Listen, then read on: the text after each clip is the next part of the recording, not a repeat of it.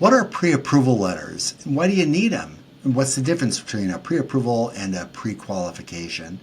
We're going to talk about all of that and more in today's video. I'm Peter Lindquist with the Lindquist team.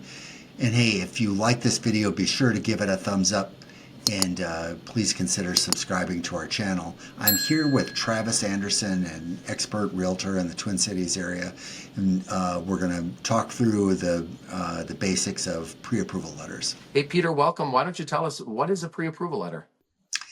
Yeah, so a pre-approval letter is distinctly different than a pre-qualification letter. And let me just define it here quickly. A pre-qualification letter is something where you've talked to me and I've said, okay, based on what you're saying, it sounds good. Or you've gone online and you typed in some data and it said, okay, it might say pre-approved, but you're really pre-qualified. Pre-approved means that a loan officer has actually analyzed your scenario, reviewed your documentation, and now says, yes, I've reviewed all this, and this borrower is now pre-approved to buy a home. It's absolutely essential for realtors when they submit an offer that you have a pre-approval letter that says that that a loan officer has reviewed it and that you're good for the money that you need to borrow. Yeah, and in both instances, you're pulling credit, but in the pre-approval, you're verifying income and assets and debts and all those things. Is that correct? Not exactly. With a pre-qualification, we typically have not pulled credit. And what you do online, I'm not sure what it is that is offered online. Sometimes it pulls credit, but you can enter anything that you want. So, I make $1 million, and so it'll tell you you're good for $50 million, right? So, but when it comes to, dealing with a loan officer, yeah, at that point, we're going to pull credit if you want to do a pre-approval. Most people want to do a pre-approval. And when we pull credit, we do so as a soft credit pull, at least my company does. And the benefit to a soft credit pull is that it has no impact on your credit score whatsoever. So there's really no cost or obligation once you've applied for a pre-approval because it has no impact on your credit whatsoever. Okay, wow, that's learning something new. Hey, Peter, what would be the first step then for somebody to obtain their pre-approval?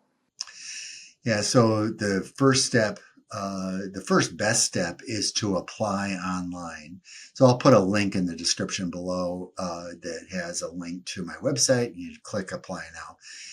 And in that application, you're going to enter what your income, assets, and debts are.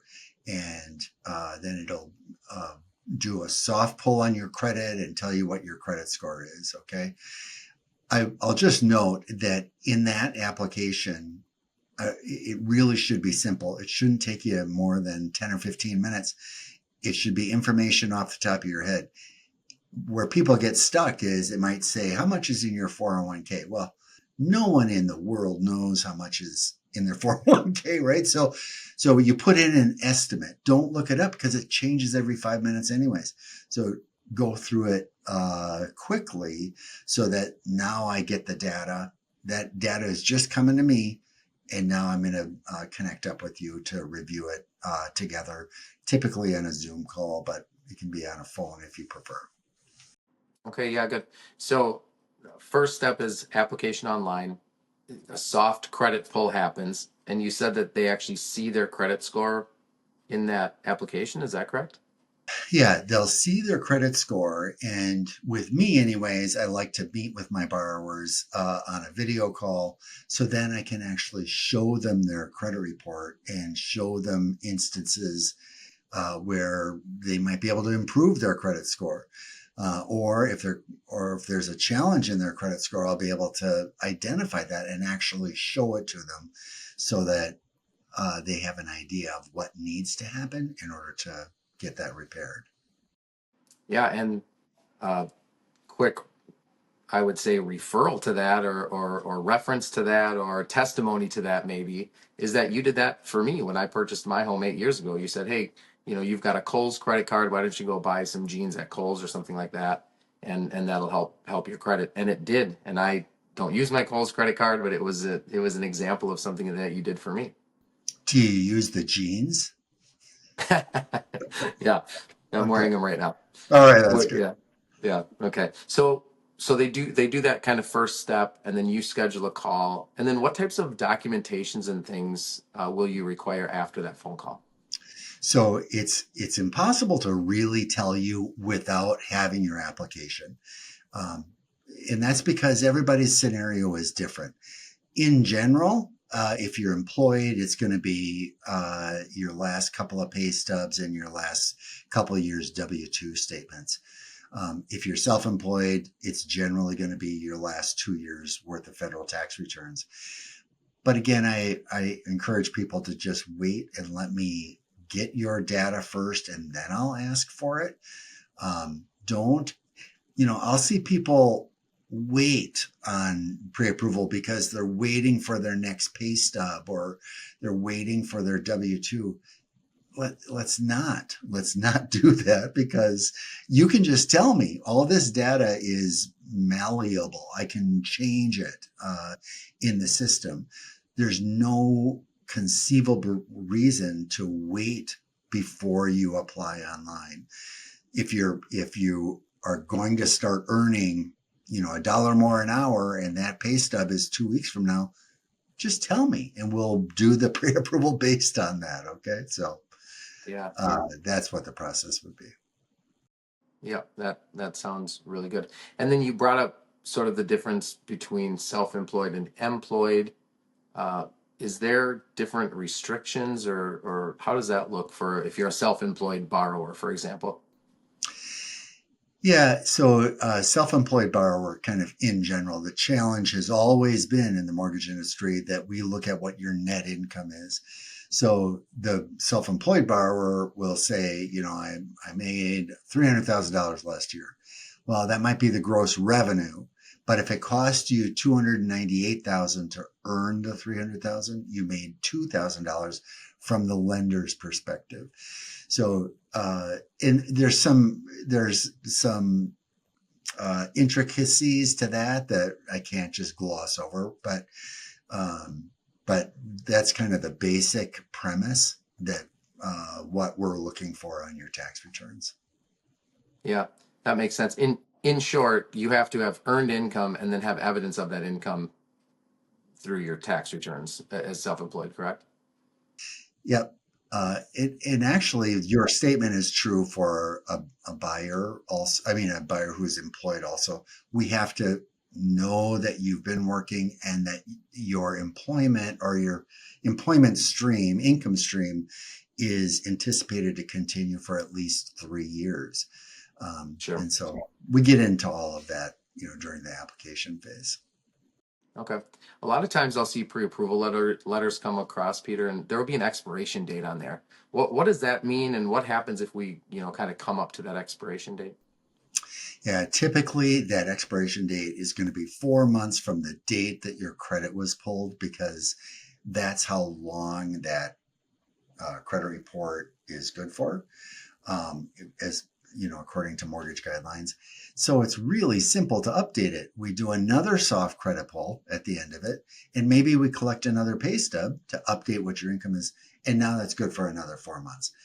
And it's still no cost.